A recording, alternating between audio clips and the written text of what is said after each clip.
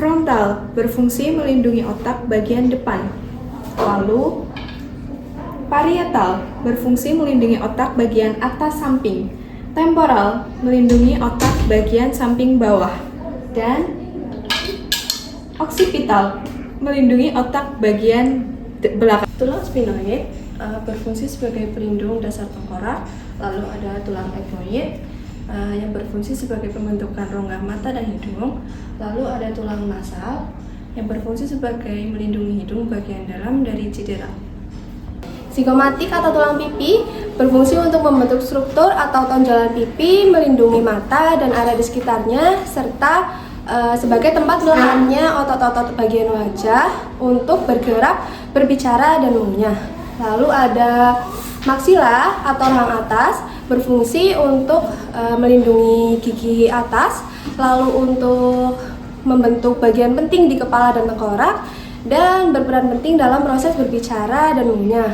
Lalu ada mandibula atau rahang bawah berfungsi untuk mengunyah, untuk berbicara, dan untuk membentuk struktur wajah. Mandibula merupakan satu-satunya tulang tengkorak yang dapat bergerak, membuka dan menutup. Fungsinya yaitu untuk berbicara, untuk makan, dan untuk memastikan jalan napas tetap terbuka. Klavikula berfungsi sebagai penghubung antara lengan dan bahu. Skapula berfungsi sebagai melekatnya otot-otot lengan dan bahu. Humerus berfungsi sebagai menghubungkan antara bahu dan siku. Tulang radius berfungsi untuk melakukan gerak rotasi dan menopang sebagian beban. Selanjutnya, tulang ulna berfungsi untuk memberikan stabilitas dan menjadi tempat pelekatan otot untuk gerakan ekstensi dan fleksi. Tulang karpal berfungsi sebagai penghubung antara lengan bawah dan tulang metakarpal. Selanjutnya, tulang metakarpal telapak tangan berfungsi sebagai membentuk kerangka telapak tangan dan tulang falanks. Selanjutnya, tulang falanks berfungsi sebagai menyusun ruas-ruas jari dan gerakan jari seperti fleksi dan ekstensi. Sacrum menopang tubuh bagian atas, melindungi saraf dan membantu fleksibilitas panggul. Terus yang selanjutnya yaitu ada cossae menghubungkan antara tulang panggul dan tulang femur. Yang selanjutnya yaitu ada tulang femur yaitu untuk menopang dan menggerakkan tubuh. Patella melindungi sendi lutut dari cedera. Kemudian tibia menopang berat badan. Kemudian fibula bentuk struktur betis. Tarsal yaitu tulang yang menopang berat badan dan juga mengakomodasi gerakan kaki seperti berjalan, berlari, dan berlompat. Lalu selanjutnya ada tulang metatarsal yaitu tulang yang menghubungkan antara tulang pergelangan kaki dan juga jari-jari kaki. Dan yang terakhir yaitu tulang pangal yaitu tulang yang terbentuk dari tulang-tulang kecil dan membentuk jari kaki. Sacrum fungsinya menghubungkan tulang belakang dan tulang panggul. Coccyx fungsinya membantu menopang tubuh saat duduk.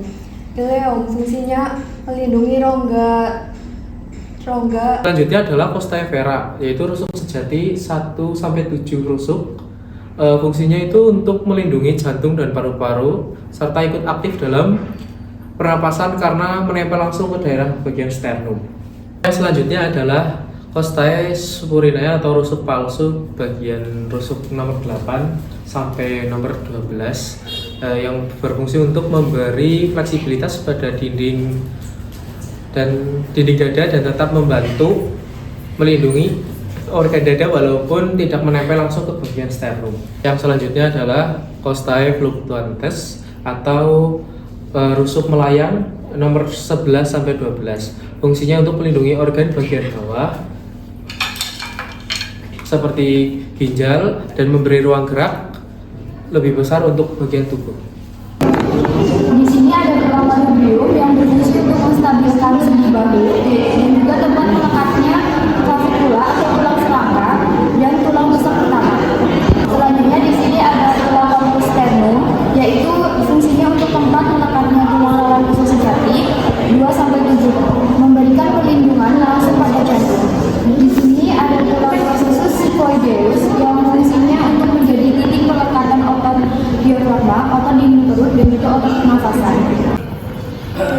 vertebra cervical ada 7, 1, 2, 3, 4, 5, 6, 7 yang fungsinya yaitu untuk menopang dan memungkinkan gerakan kepala seperti mengangguk, menunduk, dan menoleh. Bagian vertebra tolakal yaitu ada 12 ruas, 1, 2, 3, 4, 5, 6, 7, 8, 9, 10, 11, 12 yang fungsinya yaitu untuk menopang tulang rusuk untuk melindungi organ dada dan memberikan stabilitas pada tubuh bagian kanan. Bagian vertebra tunggal ada 5 ruas yaitu 1, 2, 3, 4, 5 yang fungsinya yaitu untuk menopang sebagian besar berat badan tubuh dan mengalami tekanan saat duduk atau mengangkat benda berat sehingga memberikan fleksibilitas pada punggung bawah.